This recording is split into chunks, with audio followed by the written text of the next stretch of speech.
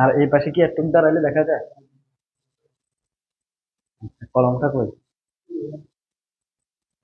ওকে,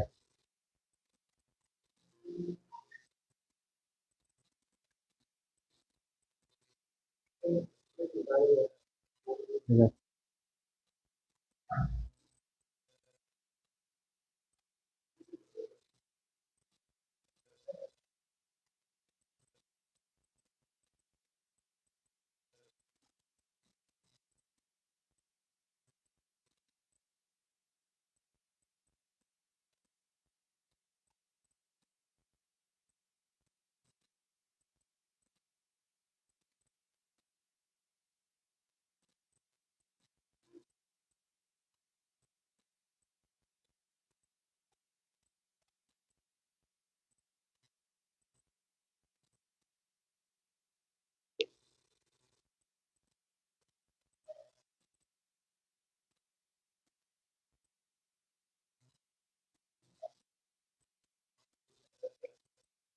সালাম আলাইকুম সুপ্রিয় শিক্ষার্থীরা, স্পেশালি 24-25 সেশনের ভর্তি যোদ্ধা যারা আছো, যারা বিশ্ববিদ্যালয়ে ভর্তি পরীক্ষা দিবে এই সেশনটাতে, তোমাদের সবাইকে আজকের অ্যাডমিশন জিকের এই ফ্রি লাইভ সেশনে স্বাগত জানাচ্ছি। আমি মোহাম্মদ ইয়াসিন। তোমাদের সাথে আজকে আমি সাম্প্রতিক জিকের উপর, অর্থাৎ একেবারে রিসেন্ট, আমরা এই যে 3-4 দিন বা 4-5 দিনের মধ্যে ঘটে যাওয়া কিছু বিষয় নিয়ে একটা ক্লাস নেব আজকে। তোমরা সাম্প্রতিক কিছু বিষয় সম্পর্কে আইডিয়া পাবা। যারা ক্লাসে যুক্ত হয়ে গিয়েছো তোমরা ক্লাসটা শেয়ার করে দিবা বন্ধুদের মাঝে, পাশাপাশি যাদেরকে যেন একটু মেনশন করে দিবা। আমাকে শোনা যাচ্ছে কিনা একটু দ্রুত কমেন্টে এনশিওর করো ভাইয়া। জেনজি প্রবাস আমাদের সাথে যুক্ত হয়েছ, কেমন আছি জানতে চেয়েছো? ভালো আছি ভাইয়া। সাকিবুর রহমান আমাদের সাথে আছো। ওয়ালাইকুম আসসালাম, কেমন আছো সাকিব? আচ্ছা, একটু দ্রুত জানাবা আমরা যাতে ক্লাসে চলে যেতে পারি। দেখো, আমি তোমাদেরকে বলেছিলাম যারা ক্লাসে ছিলা পূর্বের, যে যেহেতু তোমরা একটা কম্পিটিটিভ এক্সাম ফেস করতে যাচ্ছ, তোমাদের যেটা করণীয় সেটা হচ্ছে সাম্প্রতিক বিষয়গুলোতে কনসাস থাকা বা আপ টু ডেট থাকা। এটা কি জন্য? তোমরা যদি প্রিভিয়াস ইয়ারের বিভিন্ন ইউনিভার্সিটির প্রশ্নগুলো অ্যানালাইসিস করো, specially Dhaka varsity, Chattogram varsity, এগুলার তোমরা দেখবা যে জিকের অ্যাটলিস্ট বা মিনিমাম 30% কোয়েশ্চেন হচ্ছে সাম্প্রতিক থেকে এসে থাকে। ধরো 30টা প্রশ্ন হলে সেখানে দেখা যাচ্ছে 10টাই সাম্প্রতিক থেকে চলে এসেছে। তো এই বিষয়টাকে আমরা ছোট করে দেখার সুযোগ নাই। আমাদেরকে অ্যাজ এ কনসাস পার্সন, বা আমরা যেহেতু একটা স্টেজ পার করেছি, এখন আমরা ভর্তি প্রস্তুতি নিচ্ছি, তো আমাদেরকে এই বিষয়গুলোতে কি থাকতে হবে? সদা সজাগ থাকতে হবে। আচ্ছা, আমাকে শুনতে পাচ্ছ কিনা তোমরা একটু কমেন্টে জানাও তো ভাইয়া, যারা যুক্ত আছো একটু দ্রুত করে জানাও শোনা যাচ্ছে কিনা। আমরা বেশি একটা দেরি করব না, ক্লাসে চলে যাব।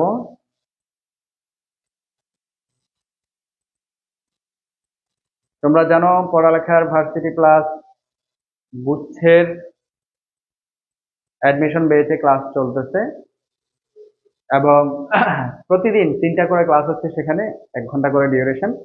আমরা যতটুকু পারছি ইনশাল্লাহ তাদেরকে যাতে ভার্সিটি অ্যাডমিশনের জন্য একদম ফুললি প্রিপেয়ার্ড করা যায় সে ব্যাপারটাতে ফোকাস করছি।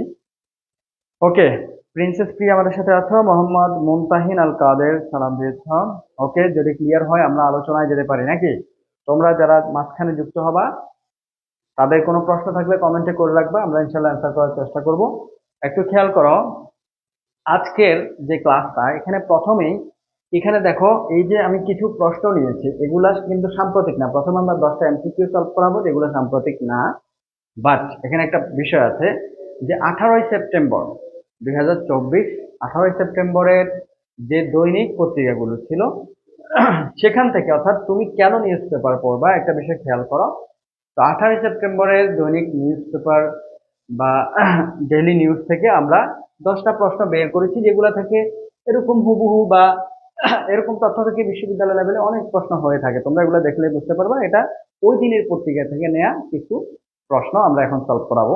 মাত্র 10টা। এরপর আমরা কিছু সাম্প্রতিক টপিক ওয়াইজ আলোচনায় চলে যাব, খুবই টু দা পয়েন্টে। খুব বেশি সময় নেব না, তোমরা একটু মনোযোগ সহকারে ক্লাসটাতে শেষ পর্যন্ত থাকবা। আহ, যুক্ত হয়েছে অনেকেই, একটু কষ্ট করে ক্লাসটা শেয়ার করবা।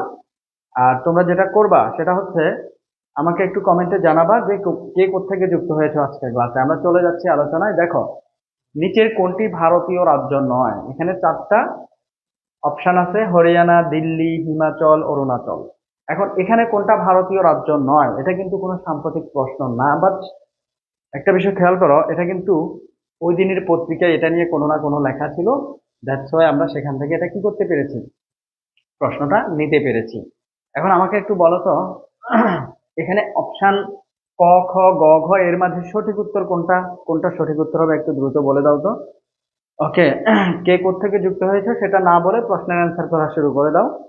আচ্ছা, মোশাররফ হোসাইন বলেছে হরিয়ানা। মেহেদি হাসান শেরপুর থেকে আমাদেরকে দেখছে, ভেরি গুড মেহেদি। হ্যাঁ, আরো যারা আছো, এটার উত্তর কি হবে? নিচের কোন রাজ্যটি ভারতের অন্তর্ভুক্ত নয়? তোমরা জানো আমাদের পার্শ্ববর্তী দেশ হচ্ছে ভারত, এবং সেই ভারতের 28টা স্বাধীন রাজ্য রয়েছে এবং 8টা হচ্ছে কেন্দ্রশাসিত অঞ্চল রয়েছে, বুঝছো?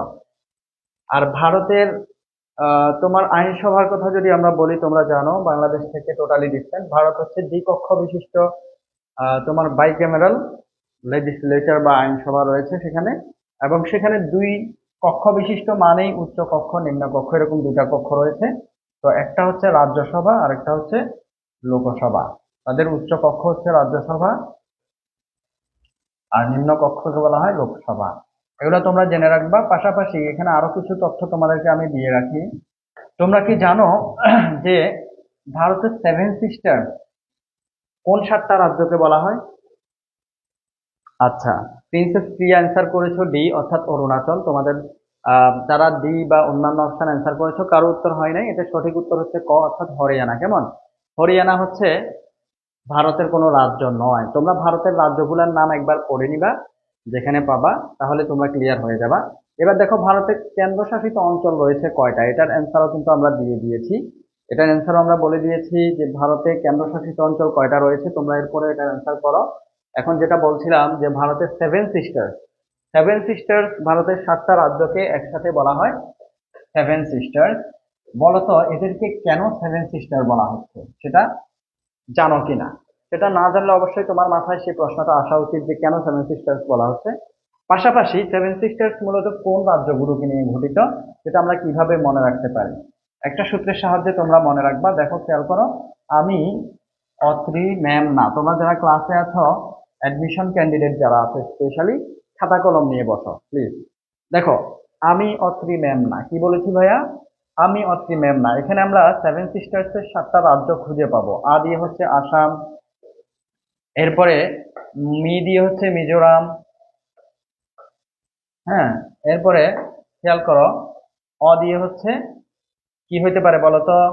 ত্রি দিয়ে ত্রিপুরা, মে দিয়ে মেঘালয়, আরেকটা ম দিয়ে মণিপুর, এরপরে ন দিয়ে নাগাল্যান্ড।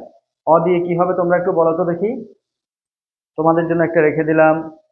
আচ্ছা, শাহরিয়ার মিশকাত সামিহা আমাদের সাথে যুক্ত হয়েছে, ভেরি গুড। দ্রুত দ্রুত অ্যান্সার করতে হবে ভাইয়া, দেরি করা যাবে না।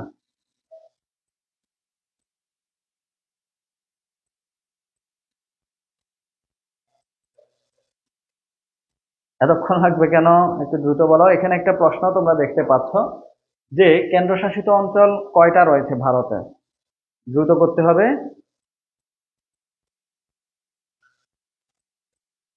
ওকে, আচ্ছা, অ দিয়ে অরুণাচল, শাহরিয়ার মিশকাত সবার আগে সঠিক উত্তর করেছে, অসংখ্য ধন্যবাদ। এখন খেয়াল করো, এই যে 7টা রাজ্যের কথা আমরা বলেছি এগুলা হচ্ছে 7 সিস্টার, কিন্তু তোমাকে প্রশ্ন বিভিন্ন ভাবে করতে পারে যে নিচের কোন রাজ্যটি ভারতের 7 সিস্টার্স এর অন্তর্ভুক্ত নয়, বা হতে পারে যে 7 সিস্টার্স এর অন্তর্ভুক্ত বাট ভারতের সাথে সীমান্ত, বাংলাদেশের সাথে, সরি, বাংলাদেশের সাথে সীমান্ত নেই নিচের কোন রাজ্যটি।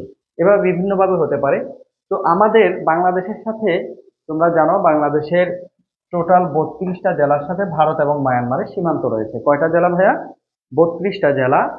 এর মাঝে খেয়াল করো, 30টা জেলার সাথে সরাসরি ভারতের সীমান্ত রয়েছে এবং 2টা জেলার সাথে মিয়ানমারের বা মায়ানমারের সীমান্ত রয়েছে। সেই 2টা হচ্ছে কক্সবাজার এবং আমি সংক্ষেপে লিখছি বান্দরবন। কেমন?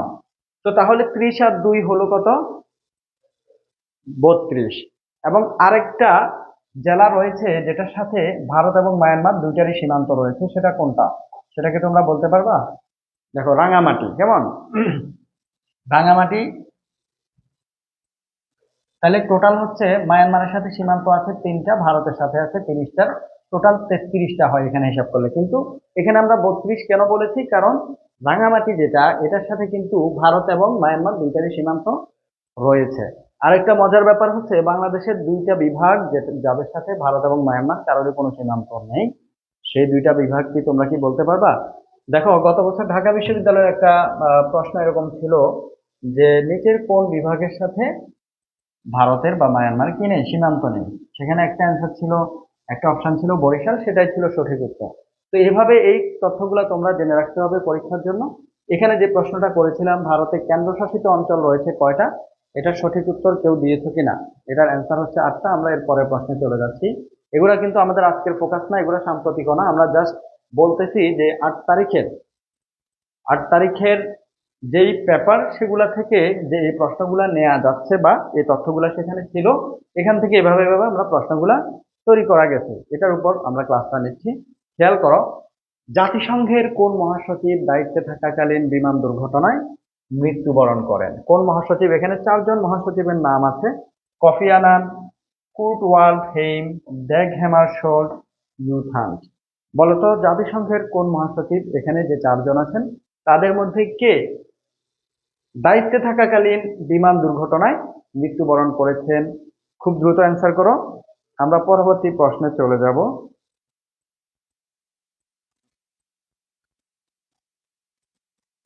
আচ্ছা, এরপরে তিনের কি তোমার নাম? শাহরিয়ার মিশকাত সামিহা। সে বলেছে তিনের গ, দ্যাগ হ্যামারশোল্ড। শাহরিয়ার মিশকাত, তোমার অ্যান্সার সঠিক হয়েছে। আমরা পরবর্তী প্রশ্নে চলে যাই দেরি না করে।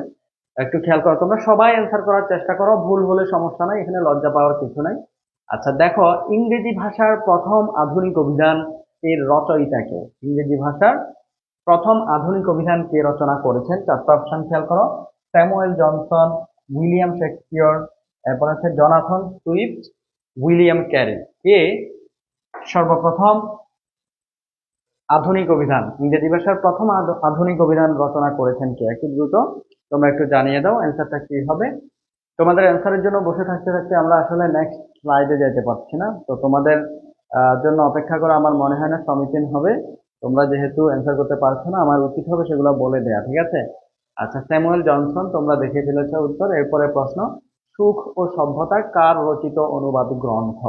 এটা একটা অনুবাদ গ্রন্থ, এখানে 4জন ব্যক্তির নাম রয়েছে। 4টা অপশন খেয়াল করো, মোতাহার হোসেন চৌধুরী, আবুল ফজল, কাজী ইমদাদুল হক, ডক্টর মোহাম্মদ শহীদুল্লাহ। এটার উত্তর হচ্ছে ক, মোতাহার হোসেন চৌধুরী। এরপরে জ্ঞান যেখানে সীমাবদ্ধ, এটা একটা বিখ্যাত উক্তি, এটা একটা বিখ্যাত উক্তি। তো এটা কে বলেছেন সেটাও তোমার কাছে জিজ্ঞেস করা হতে পারে। এবং একটা মজার ব্যাপার হচ্ছে গত বছর ঢাকা বিশ্ববিদ্যালয়ে 3টা প্রশ্নই এসেছে জাস্ট উক্তি থেকে। ভাবা যায়, জিকের 30টার মধ্যে 3টাই এসেছে যে কার উক্তি, শুধু এটা নিয়ে জানতে চেয়েছে। যেমন তার মধ্যে একটা ছিল আসলাম দেখলাম জয় করলাম, এরকম একটা কথা কি তোমরা শুনেছো? আসলাম দেখলাম জয় করলাম, এটা কার উক্তি বলো তো দেখি, কেউ পারো কিনা? আসলাম দেখলাম জয় করলাম, এটা কার উক্তি?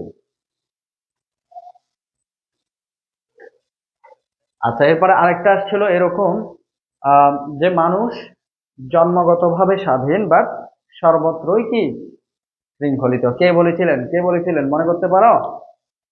যে রুশু বলেছিলেন এই কথা।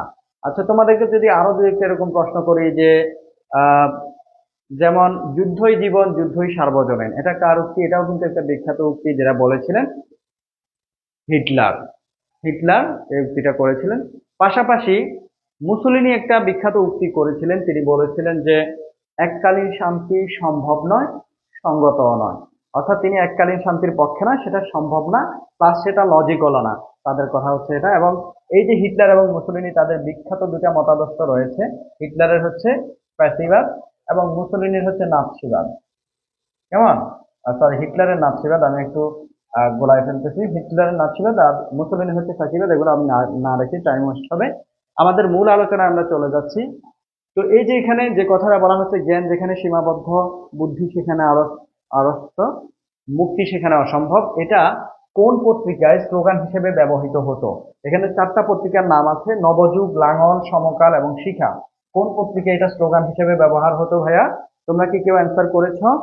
আমি একটু দেখি। হ্যাঁ, আচ্ছা, শাহরিয়ার মিশকাত, তুমি শুধু অ্যান্সার করেছো ঘ, শিখা, তোমার উত্তর সঠিক হয়েছে। বাকিরা কেন অ্যান্সার করতে পারছে না বলো তো?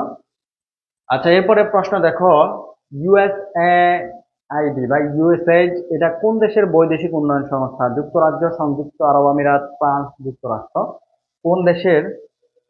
আচ্ছা, মোশাররফ হোসেন বলেছো হিটলার নিয়ে কিছু বলতে, অনেক ইচ্ছা হচ্ছে তার জানতে। বেশি বিস্তারিত বলতে গেলে তো হিটলারের উপরেই তোমার ক্লাস নিতে হবে। হিটলার এবং মুসোলিনির উত্থান ও দ্বিতীয় বিশ্বযুদ্ধ, এটা নিয়ে ইতিহাসের একটা চ্যাপ্টার আছে। হিটলার সে হচ্ছে এমন একজন ব্যক্তি, এই দ্বিতীয় বিশ্বযুদ্ধ যেটা হয়েছে, যেখানে মোটা দাগে দায় বা ইন্ধনটা ছিল হিটলারের।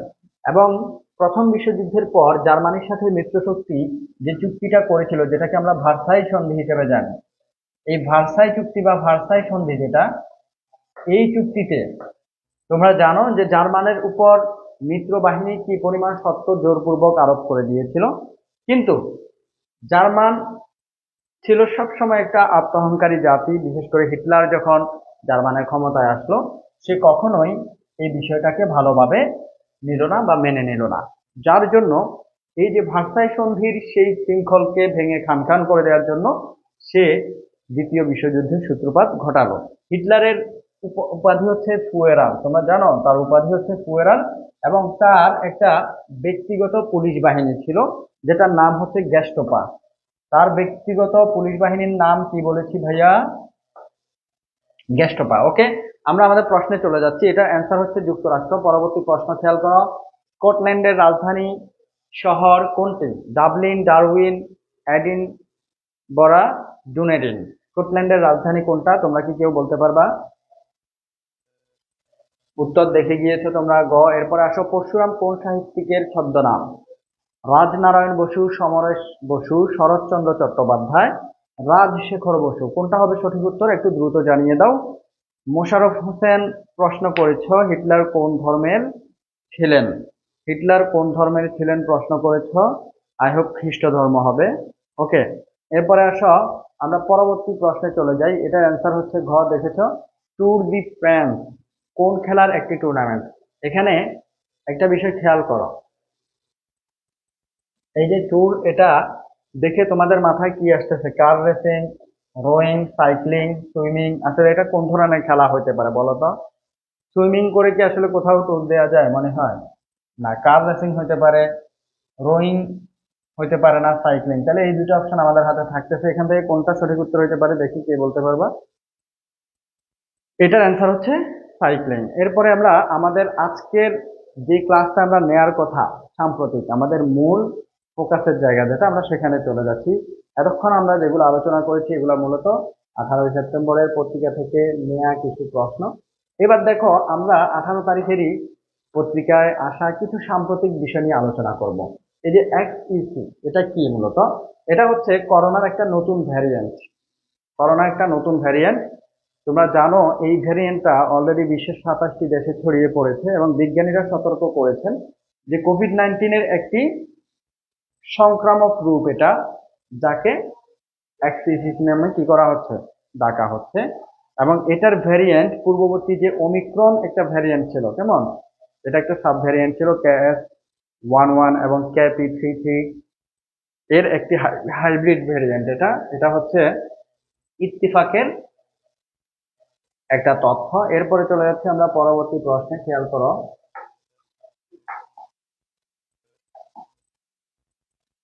আচ্ছা দেখো, বিশ্ব ব্যাংকের দক্ষিণ এশিয়া অঞ্চলের ভাইস প্রেসিডেন্ট কে? এটা কেন আসলে আমাদের এখানে প্রশ্নে আসলো, খেয়াল করো। মার্টিন রেইজার, তিনি হচ্ছে বিশ্ব ব্যাংকের দক্ষিণ এশিয়া অঞ্চলের ভাইস প্রেসিডেন্ট। তিনি বাংলাদেশে এসেছিলেন গত বুধবারে, দুদিনের সফরে তিনি এসেছিলেন ঢাকায়। এবং তিনি বিশ্ব ব্যাংকের দক্ষিণ এশিয়া অঞ্চলের ভাইস প্রেসিডেন্ট। তিনি সফলভাবে সেদিন প্রধান উপদেষ্টা ডক্টর মোহাম্মদ ইউনূসের সাথে সাক্ষাৎ করেছেন। এই জন্যই তার ব্যাপারে আসলে তার নামটা এখানে এসেছে। এটারও সূত্র হচ্ছে নয়া দিগন্ত। এরপরে তথ্যে আমরা চলে যাচ্ছি, সৈন্য সংখ্যার ভিত্তিতে বিশ্বের শীর্ষ সেনাবাহিনী কোনটি? এটা খুবই গুরুত্বপূর্ণ একটা প্রশ্ন হতে পারে তোমাদের জন্য, গুরুত্বপূর্ণ একটা তথ্য হতে পারে, তোমরা অবশ্যই এটা জেনে নিবা। দেখো, সৈন্য সংখ্যার ভিত্তিতে বিশ্বের সবচেয়ে বড় সেনাবাহিনী কার? সবচেয়ে বড় সেনাবাহিনী কোনটা? হ্যাঁ,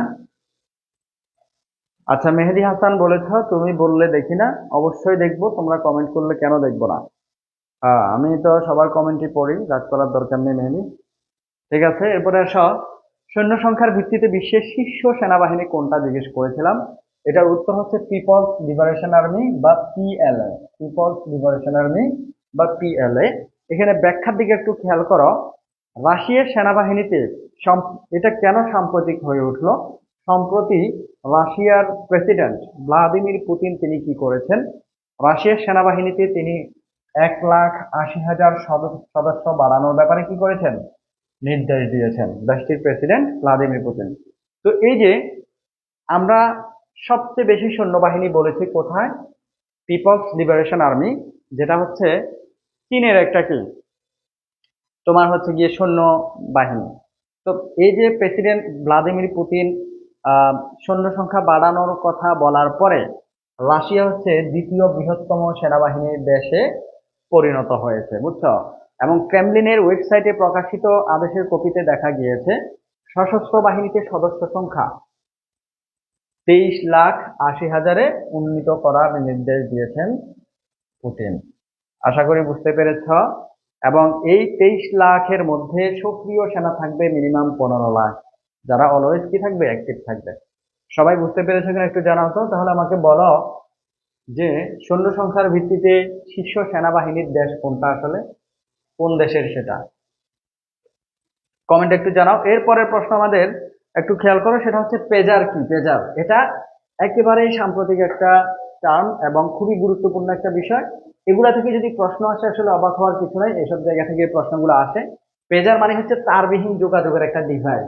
তোমরা জানো, এই যে 2-4 দিন আগে লেবাননে যে ওয়্যারলেস ডিভাইস সহ ইলেকট্রনিক ডিভাইস বিস্ফোরণ হয়ে সেখানে 11 জন নিহত হয়েছে এবং প্রায় 3,000 জনের মতো আহত হয়েছে, বুঝছো? এটা মূলত এই পেজার ডিভাইস বিস্ফোরণের মাধ্যমে, যেটা একটা তারবিহীন যোগাযোগ মাধ্যম এবং এটার অপারেটরের সাথে টেক্সট বার্তা প্রেরণের মাধ্যমে এটা সরাসরি যোগাযোগ রক্ষা করে বা এটার সাথে সরাসরি কাজ করা যায়। আচ্ছা, লেবাননের একটা সশস্ত্র গোষ্ঠী যেটার সাথে বর্তমান ইসরায়েলের যুদ্ধ অবস্থা চলতেছে, সেটার নাম কি তোমরা জানো? হিজবুল্লাহ। তো এখন সাম্প্রতিকের মধ্যে তোমরা এই বিষয়গুলোকে, যেমন যে দেশগুলোতে যুদ্ধ চলছে, যেগুলাতে বিভিন্ন রকমের বিচ্ছিন্নতাবাদী আচরণ চলছে বা যেই হট ট্যাগগুলা রয়েছে, এগুলার ব্যাপারে তোমরা একটু বিস্তারিত তথ্য জেনে নেওয়ার চেষ্টা করবা। এরপর আসো, ব্যাবিনকা কিসের নাম? এটা একটা শক্তিশালী টাইফুনের নাম, যেটা মূলত সম্প্রতি কোথায় দেখা গিয়েছিল? চীনের বাণিজ্যিক অঞ্চল সাংহাইতে আছড়ে পড়েছিল এটা। এটা একটা শক্তিশালী টাইফুন। যেমন এর আগে 1949 সালের পর সবচেয়ে শক্তিশালী ঝড় হিসেবে এটাকে চিহ্নিত করা হয়েছে, বুঝছো? অর্থাৎ এই যে 1949 সালের পর থেকে এত শক্তিশালী টাইফুন চীনে আর কি হয় নাই। এটা বিবিসির একটা সূত্র থেকে নেওয়া হয়েছে। আচ্ছা, তোমরা যারা ক্লাসে আছো বুঝতে পারছো কিনা একটু কমেন্টে জানাও, খুব দ্রুত করো।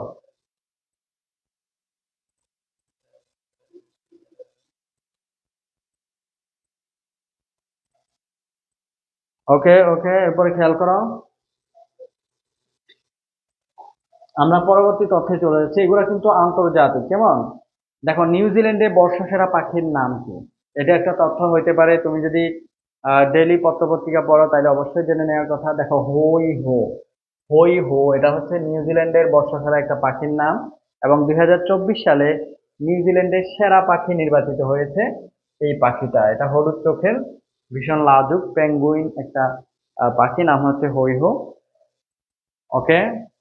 আচ্ছা, এই যে গত সোমবার হওয়া এই নির্বাচনে 50,000 লোক অংশ নিয়েছিল এবং একমাত্র নিউজিল্যান্ডেই এই পেঙ্গুইন দেখা যায়, যেটার কথা আমরা এখানে বলেছি। এরপরের প্রশ্ন হচ্ছে, দিল্লির নতুন মুখ্যমন্ত্রী কে? এটাও একেবারে সাম্প্রতিক একটা তথ্য। দিল্লির নতুন মুখ্যমন্ত্রী হয়েছেন অতিশী মার্লেনা। তিনি দিল্লির নতুন মুখ্যমন্ত্রী হয়েছেন এবং তোমার হচ্ছে গিয়ে তিনি যেই দলের বা যে পার্টির লোক সেটা হচ্ছে আম আদমি পার্টি। আম আদমি পার্টির একজন সদস্য তিনি। এরপরে দেখো, পূর্ববর্তী যিনি মুখ্যমন্ত্রী ছিলেন তিনি হচ্ছে কেজরিওয়াল। এই কেজরিওয়ালের পদত্যাগের পর কেমন অতীশী কি করেছেন, দিল্লির মুখ্যমন্ত্রী হিসেবে দায়িত্ব পালন করবেন বলে জানিয়েছে সে দেশের সংবাদ মাধ্যম। ইত্তেফাকের একটা সূত্র অনুযায়ী আমরা বলছি। এরপরের প্রশ্নটা একটু খেয়াল করো, 2024 PT5 এটা আসলে কি? 2024 PT5 এটা মানে কি একটু খেয়াল করো তো। এটা হচ্ছে ক্ষুদ্র আকারের গ্রহাণু, বুঝতে পেরেছ? দেখো, পৃথিবীর নতুন চাঁদ আবিষ্কার হয়েছে বলে দাবি করা হয়েছে, কালের কণ্ঠের সূত্র অনুযায়ী বলছি 18 তারিখের। যে চাঁদটি খুব ছোট এবং ক্ষণস্থায়ী হবে। এই মিনিমুন, মিনিমুন মানে কি ছোট চাঁদ, আসলে একটি ক্ষুদ্র আকারের গ্রহাণু বা অ্যাস্টেরয়েড। এটি মাত্র 33 ফুট চওড়া, বুঝছো? এবং বিজ্ঞানীরা এই মিনিমুনের নাম দিয়েছেন 2024 PT5। তাহলে এই যে 2024 PT5 এটা কি আমরা জেনেছি, এটা একটা মিনিমুন বা ক্ষুদ্র চাঁদকে ইন্ডিকেট করা হচ্ছে। আশা করি বুঝতে পেরেছ। এরপরে আসো, আমরা জাতীয় সংবাদের ব্যাপারে একটু জানার চেষ্টা করি। এই যে সাম্প্রতিকের কথা আমরা এতক্ষণ যেগুলো বলেছি এগুলো ছিল আন্তর্জাতিক। এখন আমরা জাতীয় কিছু তথ্য জানার চেষ্টা করব আমাদের দেশের ভেতরের। আহ, দেখো, খুবই গুরুত্বপূর্ণ। শুরুতেই যে প্রশ্নটা, সম্প্রতি বাংলাদেশ সেনাবাহিনী কয়টি ফৌজদারি কার্যবিধির ম্যাজিস্ট্রেসি ক্ষমতা পেয়েছে? দেখো, বাংলাদেশ সেনাবাহিনী কিন্তু 17টা কার্যবিধি, ফৌজদারি কার্যবিধির ম্যাজিস্ট্রেসি ক্ষমতা পেয়েছে। কয়টা? 17টা। এবং সেটা 17ই সেপ্টেম্বর রাষ্ট্রপতির আদেশক্রমে জনপ্রশাসন মন্ত্রণালয়ের এক প্রজ্ঞাপনের মাধ্যমে তারা পেয়েছে। এখানে এই যে ফৌজদারি কার্যবিধিগুলোর নাম্বারও কি আছে, উল্লেখ করা আছে। তোমার সেটা জানার দরকার নেই, তুমি অন্তত নাম্বারটা একটু মনে রাখলেই হবে। এরপরে চলে যাই আমরা, দেশে সাম্প্রতিক বন্যায় ক্ষয়ক্ষতি হয়েছে কত টাকা? সাম্প্রতিককালে আমাদের ফেনী সহ দেশের বেশ কিছু জেলায় বন্যা হয়েছে। তো সেখানে ক্ষয়ক্ষতির পরিমাণটা এখানে বলা হচ্ছে 14,269,68,33,522 টাকা, বুঝছো? যাই হোক, এটা হচ্ছে ক্ষয়ক্ষতির পরিমাণ। এটা জানিয়েছে কে? দুর্যোগ ব্যবস্থাপনা ও ত্রাণ মন্ত্রণালয়ের উপদেষ্টা ফারুক আজম, বুঝছো? আচ্ছা, এবং তিনি যে মতামত দেন সেখানে বলা হয় যে এই বন্যায় মৃতের সংখ্যা হচ্ছে 74 জন, আহত হয়েছে আরো অনেকজন, 68 জনের মতো বলা হয়েছে। এরপরের প্রশ্নে আমরা চলে যাচ্ছি। আমরা কিন্তু দেরি করছি না, তোমরা একটু খেয়াল করো। নবম নারী T20 বিশ্বকাপে বাংলাদেশ দলের অধিনায়ক কে? দেখছো, এটা কিন্তু গুরুত্বপূর্ণ একটা তথ্য। নবম যে নারী T20 বিশ্বকাপ হতে যাচ্ছে সেখানে বাংলাদেশ দলের অধিনায়ক হিসেবে কে থাকতেছেন? নিগার সুলতানা জ্যোতি, তিনি হচ্ছেন অধিনায়ক। এটা আসন্ন নারী T20 বিশ্বকাপ দল ঘোষণা করেছে বাংলাদেশ দল, সেখান থেকে আমরা পেয়েছি। এবং বিসিবির অফিসিয়াল ফেসবুক পেজ থেকে যখন ক্রিকেটারদের নাম প্রকাশ করা হয়েছে তখন আমরা জানতে পেরেছি। তো এবারের এই যে নারী ক্রিকেট টিমটা যে ঘোষণা করা হয়েছে, এখানে একটা চমক রেখেছিল বিসিবি। সেটা কি? তারা মূলত দেশের বাইরে থাকা প্রবাসীদের দিয়ে নামগুলা কি করা, মানে অ্যানাউন্স করিয়েছে। এটাই হচ্ছে তাদের এবারের চমক। এবার আসো, অন্তর্বর্তী সরকারের প্রথম একনেক সভায় কয়টি প্রকল্প অনুমোদন দেওয়া হয়েছে? একটু খেয়াল করো, অন্তর্বর্তী সরকারের প্রথম একনেক সভা বলা হচ্ছে, তাইলে এই অন্তর্বর্তী সরকার আসার পরে এর মাঝে আর কোনো একনেক সভা হয় নাই। আরেকটা তথ্য তোমরা আমাকে বলবা, একনেকের ফুল মিনিং কি? কেউ কি বলতে পারবা? আমাকে একটু কমেন্টে জানাও তো একনেকের ফুল মিনিং কি। দেখো, এখানে 4টা সিদ্ধান্ত নেওয়া হয়েছে। কয়টা প্রকল্প? 4টা প্রকল্প অনুমোদন দেওয়া হয়েছে। ওকে, এরপরে খেয়াল করো। এবং এই 4টা প্রকল্পের ব্যয় ধরা হয়েছে 1,222,14,00,00,000 টাকা। এটা বাংলাদেশ প্রতিদিনের একটা সূত্র থেকে আমরা বলছি। মোশাররফ, ক্ষতির পরিমাণটা কি পরোক্ষ নাকি প্রত্যক্ষ? ক্ষতির পরিমাণ পরোক্ষ নাকি প্রত্যক্ষ বলতে এটা কেমন প্রশ্ন? ক্ষতি তো ওভারঅল ক্ষতি মেজার করা হয়েছে, পরোক্ষ প্রত্যক্ষ কিরকম ক্ষতি হতে পারে বলো আমাকে। তুমি কিভাবে এটাকে আলাদাভাবে ক্যাটাগরাইজ করলা? হুম, একনেকের পূর্ণরূপ কি জিজ্ঞেস করেছিলাম? একনেকের পূর্ণরূপ কি জিজ্ঞেস করেছিলাম? আচ্ছা, একনেক তোমরা কেউ বলতে না পারলে আমি বলে দিচ্ছি। আচ্ছা, executive committee of national economic council. এখানে বাংলাটা একটু খেয়াল করো, যে অর্থনৈতিক পরিষদের নির্বাহী কমিটির সভা। তাহলে অর্থনৈতিক পরিষদ, ন্যাশনাল ইকোনমিক কাউন্সিল, জাতীয়, আচ্ছা জাতীয় অর্থনৈতিক পরিষদ মানে হচ্ছে ন্যাশনাল ইকোনমিক কাউন্সিল। আর সেটার তোমার হচ্ছে নির্বাহী কমিটি মানে কি? Executive committee. তো executive committee of national economic council, এটা হচ্ছে এটা পূর্ণরূপ। আশা করি তোমরা বুঝতে পেরেছ। আমরা পরবর্তী প্রশ্নে চলে যাচ্ছি। ওকে, খেয়াল করো, হযরত শাহজালাল আন্তর্জাতিক বিমানবন্দরের কয়টি টার্মিনাল রয়েছে? এটা সঠিক উত্তর হচ্ছে 3টি, এবং এটা আমাদের জানা উচিত। এটা থেকে প্রশ্ন যে আসবে না সেটার গ্যারান্টি কেউ দিতে পারে না। খেয়াল করো, আন্তর্জাতিক বিমানবন্দরের তৃতীয় যে টার্মিনাল, সেটা পুরাদমে কার্যক্রম শুরু করতে 2026 সাল পর্যন্ত সময় লাগতে পারে বলে জানিয়েছে বেসামরিক বিমান চলাচল কর্তৃপক্ষ। এবং এই যে প্রকল্পটা, এটার 98% বা শতাংশ কাজ শেষ হয়ে গিয়েছে, 2% জন্য এখনো পর্যন্ত পুরোপুরি সম্পন্ন হয় নাই।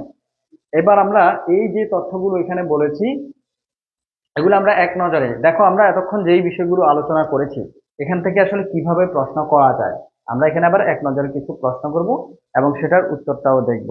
ওকে, খেয়াল করো, সম্প্রতি বাংলাদেশকে কত একর জমি ফিরিয়ে দেওয়ার প্রতিশ্রুতি দিয়েছে ভারত? এটা যদি আমরা আলোচনা করি নাই, এখানে অ্যান্সারটা দেওয়াই আছে, তোমাদের কাছে কি অ্যান্সার আমি আর জানতে চাইবো। সম্প্রতি বাংলাদেশকে কত একর জমি দেওয়ার চিন্তা করেছে ভারত? এটা হচ্ছে 200 একর। এরপরে খেয়াল করো, শিক্ষাবিদ ও প্রাবন্ধিক মোতাহের হোসেন চৌধুরী কবে মৃত্যুবরণ করেন? অ্যান্সার কি? 18 সেপ্টেম্বর 1956। তোমরা কি দেখেছো, আমি যে একটা প্রশ্ন করেছিলাম এমসিকিউ, সেখানে মোতাহের হোসেন চৌধুরী রিলেটেড একটা প্রশ্ন ছিল। তো এটা কেন এসেছে, কেন তোমার কাছে মনে হচ্ছে যে এটা আসলে সাম্প্রতিকের মধ্যে চলে আসলো? কারণ হচ্ছে এই যে 18 সেপ্টেম্বর ছিল তার মৃত্যুবার্ষিকী, সেই হিসেবে তার লেখা বিখ্যাত বা প্রসিদ্ধ দুই একটা গ্রন্থের নাম আসতেই পারে। এরপর খেয়াল করো, বাংলাদেশে নিযুক্ত এডিবির নতুন কান্ট্রি ডিরেক্টরের নাম কি? বাংলাদেশে নিযুক্ত নতুন কান্ট্রি ডিরেক্টর এডিবির মানে কি? Asian development bank. Asian development ব্যাংকের নতুন কান্ট্রি ডিরেক্টরের নাম কি বাংলাদেশে নিযুক্ত? নাম হচ্ছে হুয়ে ইউন জিয়ং। আশা করি বুঝতে পেরেছ। এরপরে চলে যাচ্ছি আমরা, বাংলাদেশে বিশ্ব ব্যাংকের কান্ট্রি ডিরেক্টরের নাম কি? আগে বলেছিলাম এডিবি এর কান্ট্রি ডিরেক্টরের নাম কি, এখন আমরা বলছি বিশ্ব ব্যাংকের কান্ট্রি ডিরেক্টরের নাম কি? ওকে, এটার উত্তর হচ্ছে আব্দুল্লাহ স্যার। এখন এগুলা কি তোমাকে মুখস্থ করতে হবে? না ভাইয়া, মুখস্থ করতে হবে না। এই জন্য, কারণ তোমাকে জিকে রিটেন পরীক্ষা দিতে হবে না। রিটেন দিতে হবে, জিকে তে রিটেন আছে নাই? তো তুমি যদি নামগুলা অ্যাটলিস্ট একবার দেখে রাখো, পড়ে রাখো, এমনও হতে পারে যে তুমি অপশন দেখার পর তোমার মাথায় এই নামটা মনে হচ্ছে যেন এটা কমন কমন মনে হচ্ছে, এটা পরিচিত পরিচিত মনে হচ্ছে। ওই জায়গা থেকে অনেক সময় তুমি অ্যান্সার করে ফেলতে পারবা। এটা একটা স্বাভাবিক বিষয়, আমাদের ক্ষেত্রে এরকম হয়ে থাকে। যাই হোক, এরপরে আসো, সম্প্রতি নির্বাচন কমিশনের নিবন্ধন প্রাপ্ত নতুন রাজনৈতিক দলের নাম কি? দেখো, সম্প্রতি একটা নতুন রাজনৈতিক দল নির্বাচন কমিশন কর্তৃক কি পেয়েছে? নিবন্ধন পেয়েছে। সেই দলটার নাম কি? এবং তোমাকে এটাও জানতে হবে, এই দল নিবন্ধন পাওয়ার মাধ্যমে বাংলাদেশে টোটাল নিবন্ধিত রাজনৈতিক দল কয়টা হলো। এগুলা আসলে আমাদেরকে জেনে রাখা উচিত। তাইলে এটার নাম হচ্ছে গণসংহতি আন্দোলন। এবং এই যে রাজনৈতিক দলটা, এটার নির্বাচনী প্রতীক হচ্ছে মাথাল। মাথাল চিনো না তোমরা? মাথাল কি না চিনলে গুগলে সার্চ করবা, সার্চ করে ইমেজে যাবা, তোমরা মাথালের ছবি সেখানে দেখতে পাবা। ওকে, এরপরে দেখো, বাংলাদেশের শিল্পকলা একাডেমির নতুন মহাপরিচালকের নাম কি? বাংলাদেশ শিল্পকলা একাডেমির নতুন মহাপরিচালকের নাম কি? নতুন মহাপরিচালকের নাম হচ্ছে ডক্টর সৈয়দ জামিল আহমেদ। কি নাম বলেছি ভাইয়া? ডক্টর সৈয়দ জামিল আহমেদ। হ্যাঁ, তুমি একবার দুইবার পড়লেই পরে দেখা যাবে, যদি অপশনে থাকে তোমার কাছে সেটা ধরা পড়ে যেতেও পারে। এরপর আসো, আন্তর্জাতিক আণবিক সংস্থা এর সদর দপ্তর কোথায়? আন্তর্জাতিক আণবিক সংস্থা, এটার সদর দপ্তর কোথায় তোমার কাছে জানতে চাওয়া হচ্ছে। মোশাররফ হোসেন বলেছো তার জিকে মনে থাকে না। এটা স্বাভাবিক ব্যাপার, জিকে না শুধু, যে কোনো বিষয়ই আমাদের আসলে মনে থাকে না বেশিক্ষণ। মনে থাকবে না মনের কাজ, এটা না যে মনে থাকবে, মনে তোমাকে রাখতে হবে, ঠিক আছে? যে কোনো ওয়েতে, যে কোনো টেকনিক অবলম্বন করে, হ্যাঁ, যে কোনো স্ট্র্যাটেজি ফলো করে তোমাকে সেটা মনে রাখতে হবে, ভুলে গেলে চলবে না। আর এই জন্য বেশি বেশি আমাদেরকে রিভিশন দেওয়া প্রয়োজন। তোমরা কি, যারা অ্যাডমিশন পরীক্ষার্থী বা ক্যান্ডিডেট এখানে আমাদের সাথে ক্লাস করছো, তোমরা কি এই মাসের কারেন্ট অ্যাফেয়ার্সটা সংগ্রহ করেছো?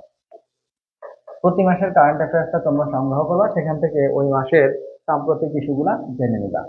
যাই হোক, আন্তর্জাতিক আণবিক সংস্থা, এটা সদর দপ্তর হচ্ছে অস্ট্রিয়ার ভিয়েনায়। মনে থাকবে আশা করি। এরপর আসো, দিল্লির নতুন মুখ্যমন্ত্রীর নাম কি? এটা তো আমরা আলোচনা করেছি না? সেখান থেকে এই প্রশ্নটা নাকি, দিল্লির নতুন মুখ্যমন্ত্রী। হ্যাঁ, এখানে তো অ্যান্সার গুলো আসলে দেখা যাচ্ছে, দেখা না গেলে আমি তোমাদের থেকে অ্যান্সার জিজ্ঞেস করতাম। ওকে, দেখো, নতুন মুখ্যমন্ত্রীর নাম হচ্ছে অতিশী, এবং তিনি ভারতের তৃতীয় নারী মুখ্যমন্ত্রী। ভারতের তিনি কত নম্বর নারী মুখ্যমন্ত্রী? তৃতীয় নারী মুখ্যমন্ত্রী। আমরা তার রাজনৈতিক দলটাও দেখেছিলাম আলোচনা যখন করেছি। তোমরা আমাকে একটু অ্যান্সার করে দাও, ভারতের প্রথম প্রধানমন্ত্রীকে, ভারতের প্রথম প্রধানমন্ত্রীকে বলো দ্রুত। ভারতের প্রথম প্রধানমন্ত্রীকে দ্রুত বলো, যে অ্যান্সার করতে পারবা তার জন্য পুরস্কার রয়েছে। আচ্ছা, এরপরে আসো, দেশের 11 জেলায় সম্প্রতি সংগঠিত বন্যায় ক্ষয়ক্ষতির পরিমাণ কি? এটা তো আলোচনা করেছি, যে সেখান থেকেই প্রশ্নটা নেওয়া হয়েছে। এই যে 14,269 কোটি টাকা প্রায়, বাকিটা আমরা বললাম না। এরপরে চলে যাচ্ছি আমরা পরবর্তী স্লাইডে। বাংলাদেশকে 4 থেকে 5 বিলিয়ন ডলার ঋণ সহায়তা দেবে বলে একটা ব্যাংক বলেছে। সেই ব্যাংকটা হচ্ছে, আচ্ছা, সেই ব্যাংকটা হচ্ছে ইসলামিক ডেভেলপমেন্ট ব্যাংক, যেটা বাংলাদেশকে 4 থেকে 5 বিলিয়ন ডলার ঋণ সহায়তা দিবে বলে ঘোষণা দিয়েছে। ওকে, এরপর আসো, শুক্রবারেও, আচ্ছা, এটা হচ্ছে ইসলামিক ডেভেলপমেন্ট ব্যাংক, বলেছি তোমাদেরকে। শুক্রবারেও মেট্রো রেল চলাচল শুরু করবে কবে থেকে? 20 সেপ্টেম্বর থেকে। তাহলে এটা আমাদের জানার জন্য গুরুত্বপূর্ণ একটা তথ্য না? এগুলো পরীক্ষা এভাবেই চলে আসে। তাহলে শুক্রবার, 20 সেপ্টেম্বর থেকে মেট্রো রেল কি শুক্রবারেও চলাচল শুরু হচ্ছে। ওকে, আচ্ছা, আমি দেখতে পাচ্ছি তোমরা মোশাররফ হোসেন, শাহরিয়ার মিশকাত সামিহা, এরপর হচ্ছে বান, হ্যাঁ, বানি শিক- শিখা নাকি তোমার নাম? আচ্ছা, যাই হোক, তোমরা সঠিক উত্তরটা দিতে পেরেছো, জওহরলাল নেহেরু, ভারতের প্রথম প্রধানমন্ত্রী। তাহলে তোমাদের পুরস্কার হচ্ছে কি, তোমাদের সবাইকে স্পেশালি থ্যাঙ্কস আমার পক্ষ থেকে।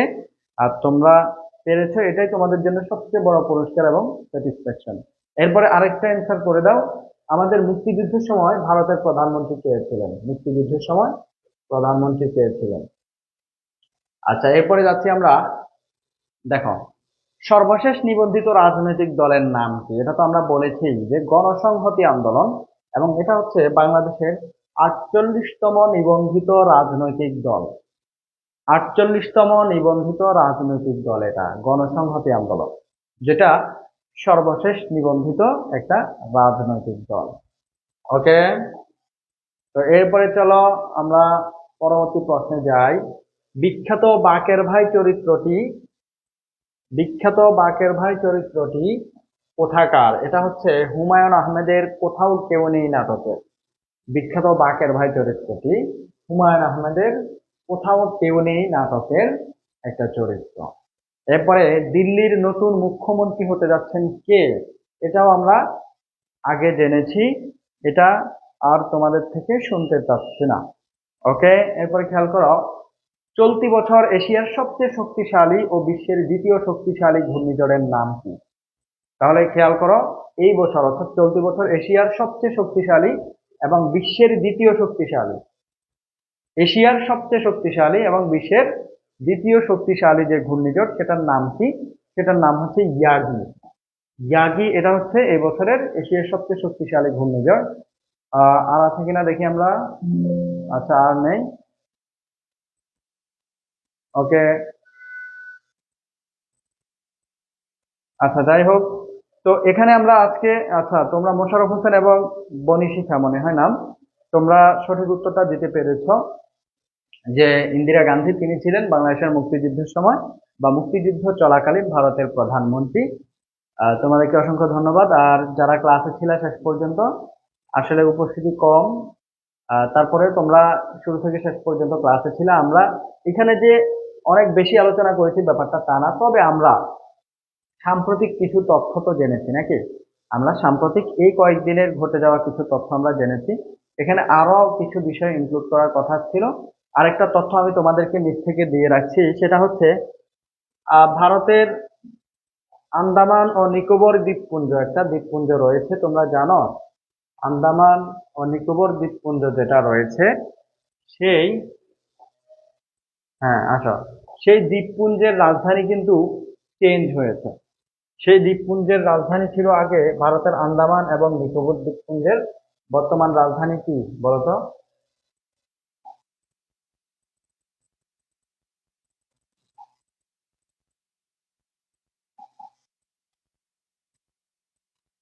আগে ছিল কি সেটা বলো, আগে কি ছিল? আগে কি ছিল?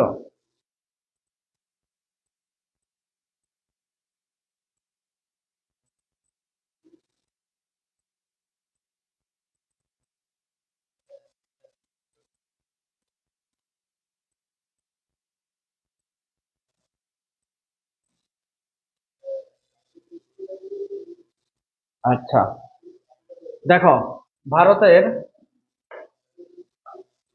আন্দামান ও নিকোবর দ্বীপপুঞ্জ, যেহেতু এটা স্লাইডে নাই এই জন্য আমি আলাদা করে লিখে দিচ্ছি, না হয় লিখতাম না।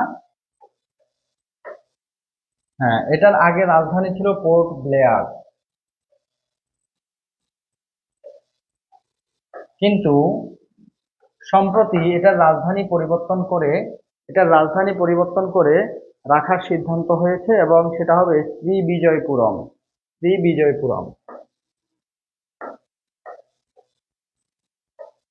আচ্ছা, এরপরে আমরা যে একটু আগে বলেছিলাম যে চলতি বছর এশিয়ার সবচেয়ে শক্তিশালী যেই ঘূর্ণিঝড়, আমরা কি বলেছিলাম সেটার নাম বলতো? সবচেয়ে শক্তিশালী ঘূর্ণিঝড় ইয়াগি, বলতো সেটা কোথায় সৃষ্টি হয়েছিল? সেটাই, সেটা কোথায় সৃষ্টি হয়েছিল? চলতি বছরের সবচেয়ে শক্তিশালী যে ঘূর্ণিঝড় ইয়াগি, কোথায় সৃষ্টি হয়েছিল সেটা জানো? সেটা হচ্ছে ফিলিপাইন সাগরে। কোথায়? তো এভাবে তোমরা শুধু এই যে ইয়াগি এটা জানবা ব্যাপারটা এমন না, তোমরা এটা কোথায় সৃষ্টি হলো, কবে, বা এটার ক্ষয়ক্ষতি কি, এভাবে একটু বিস্তারিত জানার চেষ্টা করবা। অর্থাৎ অলওয়েজ কিউরিয়াস থাকবা। আমি যেটা বলতে চাচ্ছি যে তোমাকে জিজ্ঞেস করা হলো যে ধরো তোমাকে জিজ্ঞেস করা হলো যে সেপ্টেম্বর অন যশোর রোড, হ্যাঁ, তারপর আমি একটা কথা বলছি যে এটা কে লিখেছেন, তো এলেন গিন্সবার্গ এটা সঠিক উত্তর। কিন্তু তোমার মাথায় যদি প্রশ্ন না আসে যে এটা আসলে কি, সেপ্টেম্বর অন যশোর রোড এটা কি কোনো তোমার রাস্তা নাকি, এটা তোমার জানা উচিত না? তো তুমি অ্যাটলিস্ট এতটুকু সার্চ করে দেখা উচিত যে এটা অ্যাকচুয়ালি কি, এটা যে একটা কবিতা, যেমন একজন যুক্তরাষ্ট্রীয় কবি এটা লিখেছেন। যাই হোক, আজকের ক্লাসটা এতটুকু পর্যন্তই, আমরা আর আলোচনার সামনে বাড়াবো না। তোমরা যারা ক্লাস শেষ পর্যন্ত করেছো দেখেছো, তোমাদের সবাইকে আসলে আজকে ক্লাসের পক্ষ থেকে আমি আবারও আমার আন্তরিক ভালোবাসা জানাচ্ছি। তো তোমাদের কোনো প্রশ্ন থাকলে করতে পারো, ইউনিভার্সিটি ভর্তি রিলেটেড বা যে কোনো কিছু। আমরা 2 মিনিট একটু কথোপকথন সেরে নেব, 2 মিনিটে। তোমরা কারো কোনো প্রশ্ন থাকলে, জিজ্ঞাসা থাকলে আমাকে করতে পারো। মোশাররফ হোসেন, এরপরে হচ্ছে বনি, উম, বনি বনি শিখা, শাহরিয়ার মিসকাত সামিহা। শাহরিয়ার মিসকাত, তুমি কি এবারে ভার্সিটি এডমিশন দিতে যাচ্ছ? জানাও তো একটু। শাহরিয়ার মিসকাত।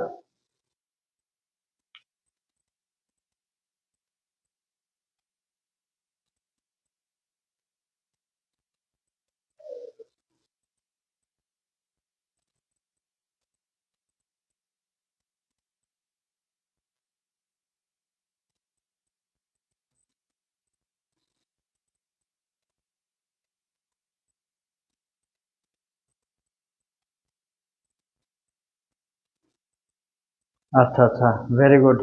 মোশাররফ হোসেন, ক্লাস কি প্রতিদিন? না, ক্লাস প্রতিদিন হবে না আমাদের। জিকের একটা লাইভ ক্লাস হবে, ফ্রি লাইভ ক্লাস, এবং সেটা হচ্ছে প্রতি রবিবারে। কেমন? প্রতি রবিবার 9টা থেকে 10টা। এমনিতে এই যে প্রতিদিনই অ্যাডমিশনের কোনো না কোনো একটা লাইভ ক্লাস থাকে, তোমরা রুটিন দেখবা আমাদের পেজে গেলে, এখানে রুটিন আছে, রুটিন অনুযায়ী ক্লাসগুলো হয়ে থাকে। আর কারো কোনো প্রশ্ন আছে থাকলে করো খুব দ্রুত। যদি তোমার কোনো প্রশ্ন না থাকে আমরা ক্লাস শেষ করে দেবো।